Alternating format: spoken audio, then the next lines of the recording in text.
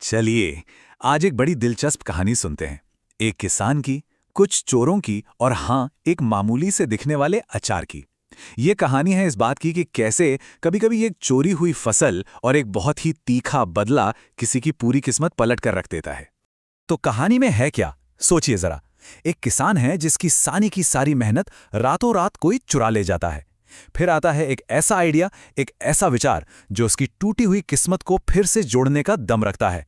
और आखिर में एक ऐसा बदला जो सचमुच बहुत ही मसालेदार और यादगार होने वाला है। तो कहानी शुरू होती है मोतीपुर गांव से। यहां रहते हैं चंदू और उसकी पत्नी मीना। दोनों बहुत ही मेहनती हैं, मतलब दिन रात एक कर देते थे अपने खेतों में।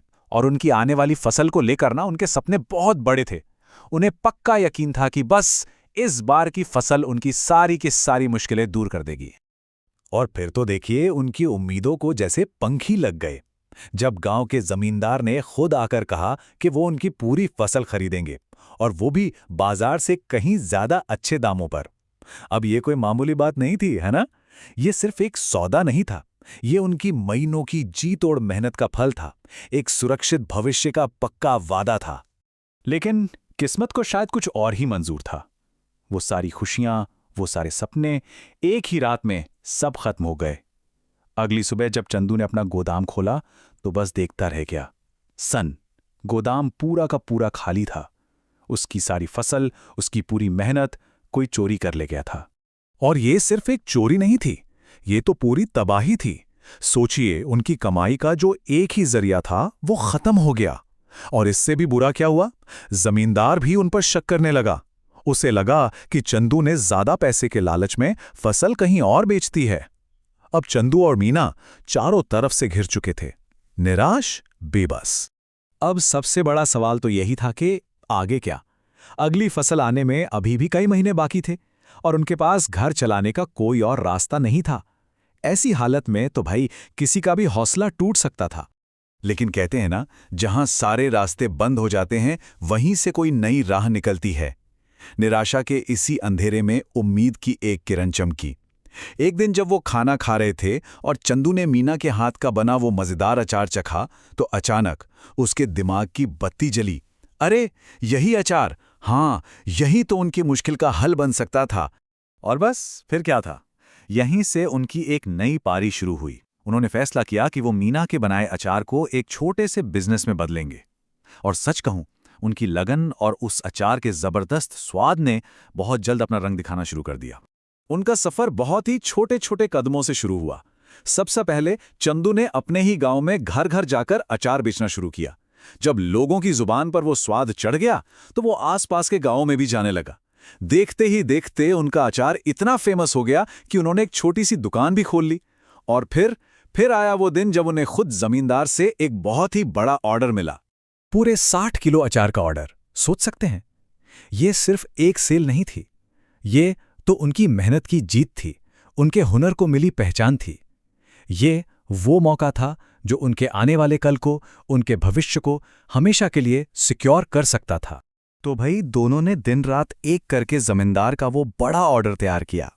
लेकिन लगता है किस्मत एक बार फिर उनका इम्तिहान ले रही थी।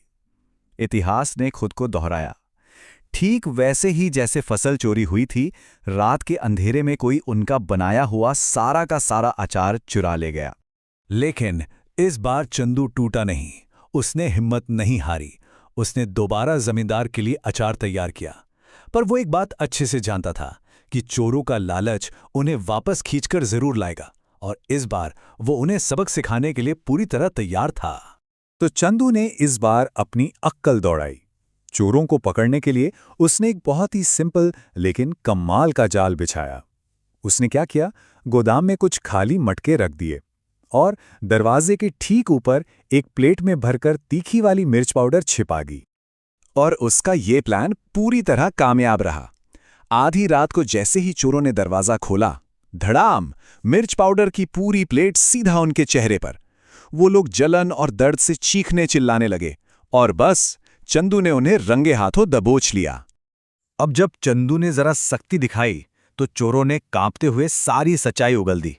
उन्होंने बताया कि ये सब उन्होंने नहीं बल्कि उनके ही एक पड़ोसी बाबूलाल के कहने पर किया था। वही बाबूलाल जो चंदू की कामयाबी से जलता था। तो अब देखिए, चंदू के पास चोर भी थे और चोरों के पीछे छिपे असली गुनहगार का नाम भी। वो उन चोरों को लेकर सीधा जमींदार के पास पहुंचा, ताकि आज दूध का दूध और पानी का पानी हो ही जाए। जमींदार के सामने सारी सच्चाई खुल गई। चंदू ने अपने मिर्च वाले जाल के बारे में बताया, चोरों ने भी बाबूलाल का नाम लिया, और जब बाबूलाल से सामना हुआ तो अपनी ईर्ष्या में अंधे उस आदमी ने भी अपना जुर्म मान लिया। बस फिर क्या था, उसे पुलिस के हवाले कर दिया गया। तो आखिर में इंसाफ की जीत हुई। असली गुनहगार के पकड़े जाने के बाद चंदू और मीना का जो अचार का कारोबार था, वो बिना किसी डर के अब और भी तेजी से तरक्की करने लगा। अब उनकी मेहनत पूरी तरह से महफूज थी।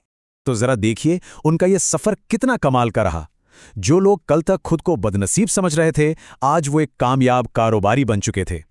जहां पहले चोरी का डर सताता था, अब एक सुरक्षित माहौल में उनका काम फल फूल रहा था। मतलब बर्बादी के मुहाने से उठकर वो आज अपनी क्वालिटी के लिए पूरे इलाके में मशहूर हो गए थे। चंदू और मीना की ये कहानी एक बहुत बड़ी बात सिखाती है कि कैसे कभी-कभी हमारी जिंदगी की सबसे बड़ी मुश्किलें ही अपने अंदर सबसे बड़े मौके छिपाए रखती हैं, और ये सोचने पर मजबूर करती है कि हमारी अपनी जिंदगी की सबसे बड़ी चुनौती में ऐसा कौन सा मौका छिपा है जिसे हम देख नहीं पा रहे।